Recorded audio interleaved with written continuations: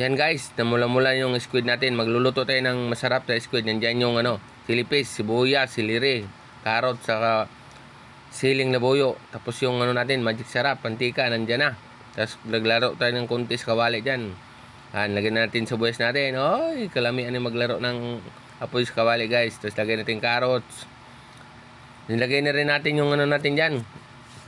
Yung pusit, yan sarap ng natin, ginawa natin, Lagyan natin ng dahon siliri, tapos asin, tapos magic sarap, nilagay natin. Tapos paminta, nilagyan natin ng chili paste. Wow, namula-mula ang ating pusit. Gawin ninyo yan guys, ang sarap na ulam yan. Tapos sa pulutan, tingnan nyo naman, pulang-pula yung squid natin. Nakaglalaway na habang niluluto ko yan guys, Ang ganda ng pagka-plating natin yung pusit natin dyan, Tingnan nyo naman kung gaano siya kasarap. Tapos nilagyan natin siya ng spring onion sa taas para